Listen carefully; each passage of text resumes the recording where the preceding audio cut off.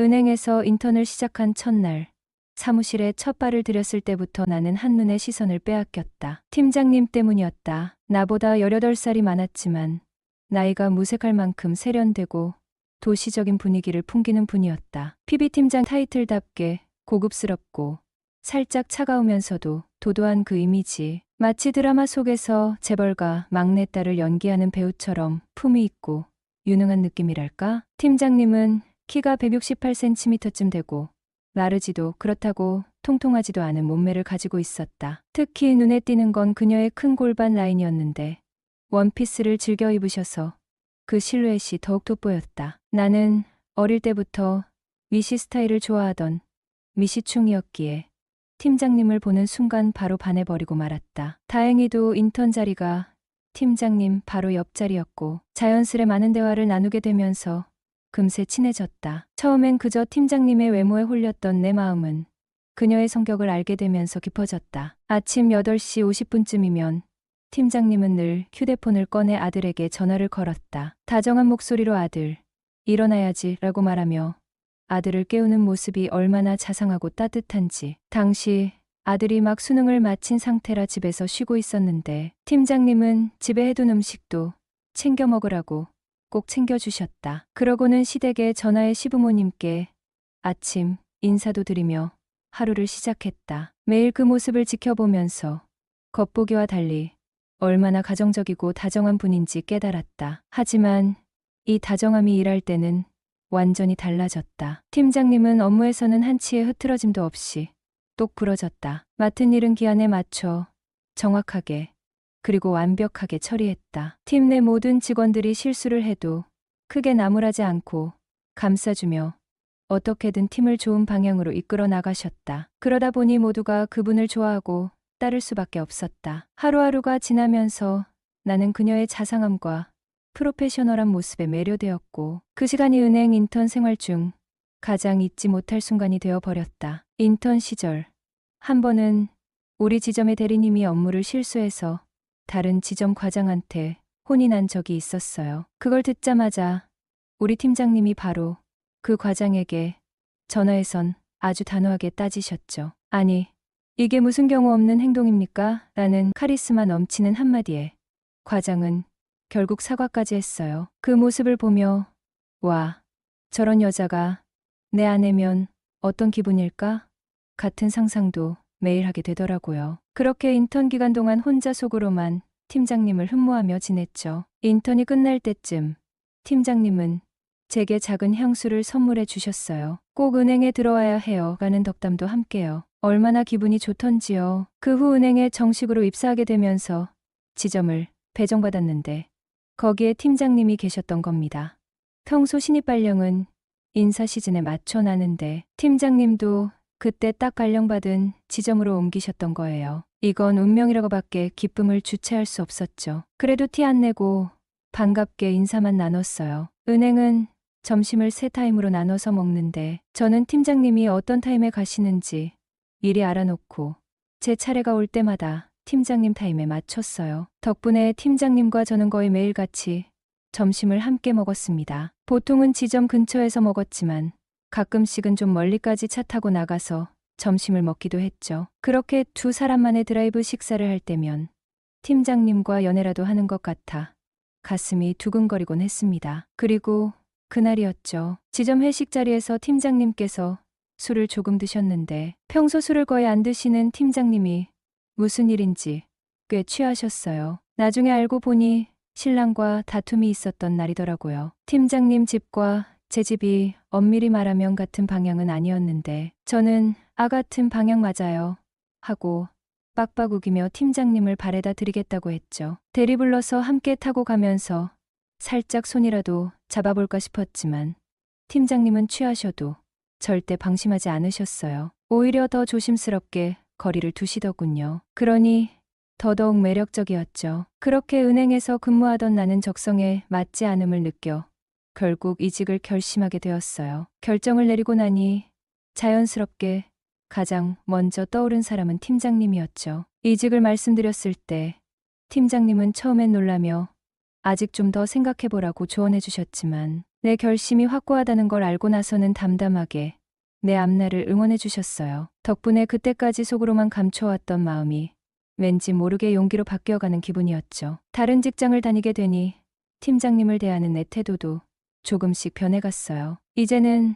한 회사 소속도 아닌데다 단지 그분과 저녁을 함께하거나 이야기를 나누는 정도라면 괜찮지 않을까 하는 자신감이 생긴 거예요. 그래서 자연스럽게 팀장님께 종종 연락을 드리며 안부를 물었고, 종종 저녁도 함께 먹고, 카페에서 시간 가는 줄 모르고 이야기를 나누며 즐거운 시간을 보냈어요. 그러다 어느 날 팀장님이 이혼을 준비 중이라는 사실을 듣게 되었습니다. 남편이 무뚝뚝하고 가부장적인 성격인데다 끝내 바람까지 피워버린 상황에서 팀장님은 미련 없이 정리를 결심하셨다고 했죠. 이미 아들은 캐나다로 유학을 떠나 있었고 팀장님은 혼자 집을 지키며 홀로 생활하고 계셨던 거였어요. 그 사실을 알고 나니 이제서야 왜 주말이나 평일 저녁에도 자유롭게 만날 수 있었는지 깨달았죠. 그런 상황이 오히려 나에게는 용기를 주었습니다. 이제 내가 팀장님 곁에서 그녀를 더 잘 지켜줄 수 있겠다는 생각이 들었거든요. 어느 날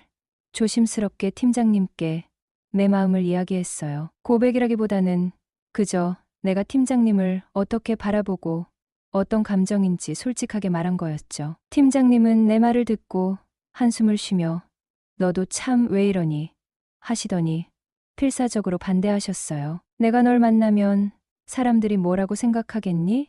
내가 젊고 앞날이 창창한데 내가 그 길을 막을 수는 없어. 팀장님은 차분하게 나를 설득하려 하셨지만 그럴수록 나는 팀장님을 향한 진심이 더욱 커져만 갔습니다. 몇 번이고 시간이 지나면서 나는 여전히 그 자리에 머물며 팀장님께 다가가고 그분의 이야기를 들어주었죠. 가끔은 팀장님을 웃게 하려고 장난을 쳐보기도 했고 그분이 무거운 하루를 보냈을 땐 조용히 곁에 있어주며 함께 시간을 보냈어요. 그렇게 조금씩 팀장님의 마음도 열리기 시작했습니다. 처음엔 조심스러운 시선으로 나를 바라보시던 팀장님이 어느 날 미소를 띠며 왜 이렇게 너랑 있으면 마음이 편해지는지 모르겠어라고 말씀하셨을 때 그제야 우리의 거리가 좁혀지고 있다는 걸 실감했어요. 그렇게 우리는 연인이 되었습니다. 내가 28살, 팀장님은 40살이었어요. 팀장님과 연애를 시작하면서 오랜만에 가슴 뛰는 설렘을 느꼈어요. 대학교 1학년 때 첫사랑과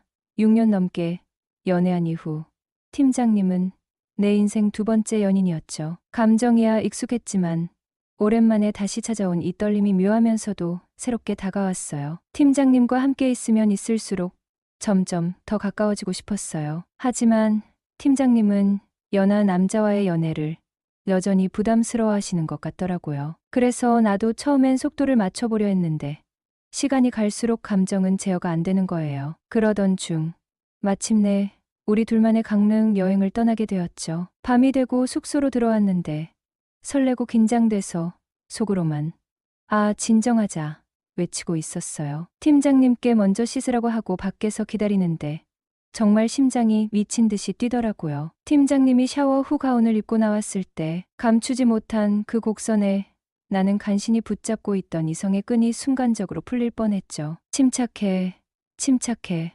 되뇌며 와인 두 잔을 따서 나란히 앉아 마시기 시작했어요. 처음엔 가벼운 얘기부터 시작해 와인잔을 기울였고 시간이 갈수록 팀장님은 한 잔에 얼굴이 발그레해지고 나도 몇 잔 더 마시면서 점점 취기가 오르기 시작했어요. 그렇게 밤새 웃고 떠들다 새벽 4시까지 이야기에 빠져들었고 결국 지쳐서 옆에 나란히 누워 잠들었죠. 그 이후로 우리는 주로 팀장님 집에서 데이트를 즐겼고 자연스레 팀장님 집에 머무는 시간이 늘어났어요. 나중에는 자고 가는 일이 빈번해지다 보니 자연스럽게 동거가 된 거죠. 팀장님은 처음엔 무슨 동거야?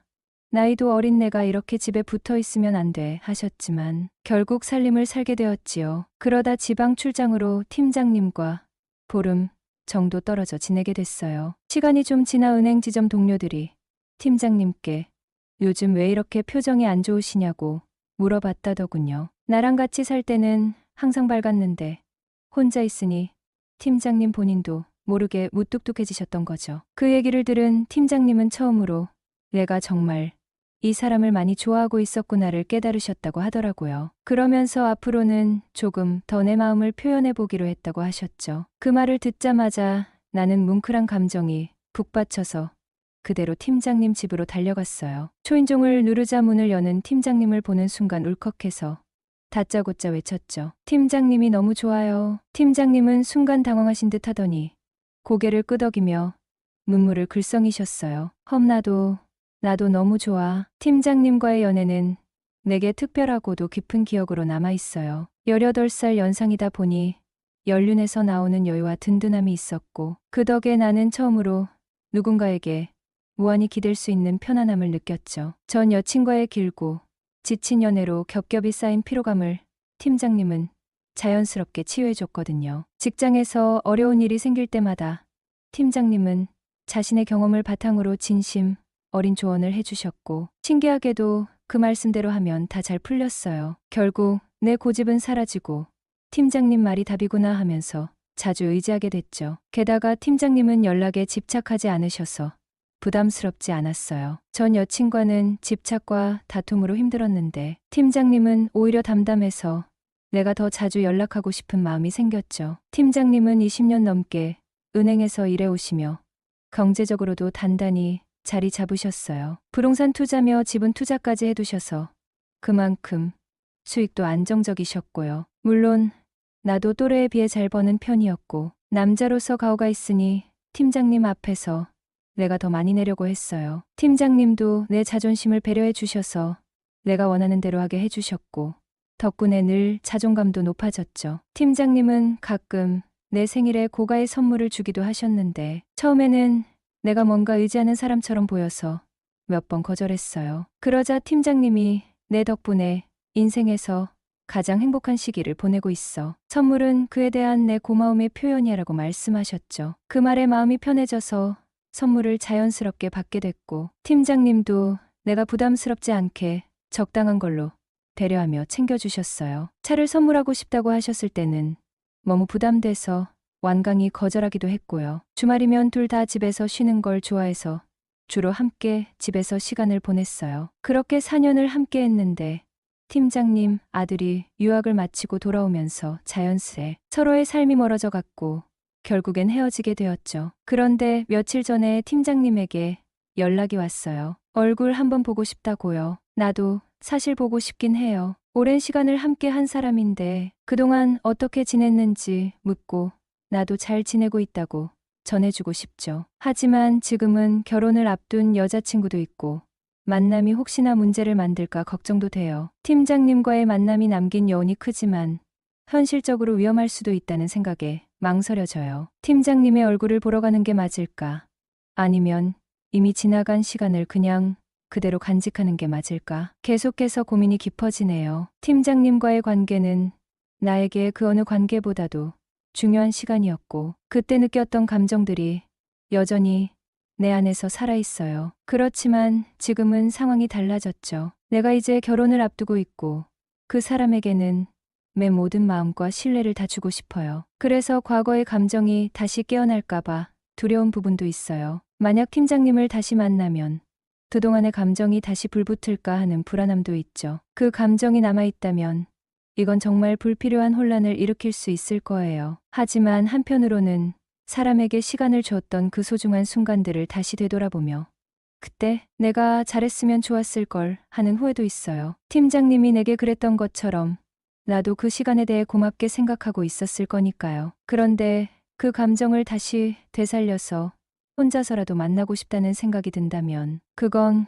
결국 지금의 내 인생을 어지럽히는 일이 될지도 모르겠죠. 팀장님은 분명히 좋은 사람이고 그 사람도 내가 정말 잘 지내고 있는지 궁금할 거예요. 그래서 그 연락이 나에게 와도 그 마음이 전혀 이해가 안 가는 건 아니에요. 그래도 지금은 내가 결혼을 앞두고 있는 상황이기 때문에 그때의 감정을 존중하면서도 현명한 선택을 해야 할 때인 것 같아요. 만약 만난다면 이 감정이 다시 살아날 수 있다는 걸 알면서도 만나야 하는 게 아닐까 하는 걱정도 되고요. 그만큼 지금의 내가 감당할 수 있을 만큼의 감정의 선을 지켜야 할 필요성이 더 크다는 걸 알고 있어요. 결국 이 만남을 선택하게 되면 그 뒤에 일어날 수 있는 변화들을 내가 책임져야 할 수 있다는 점이 제일 큰 고민이에요. 팀장님과의 과거가 너무나 특별하고 그때 나를 완전히 편안하게 만들어준 사람이라 다시 보고 싶다는 마음이 커지긴 했지만 현실을 생각하면 단호한 결단이 필요한 순간인 것 같아요. 그래서 이번에는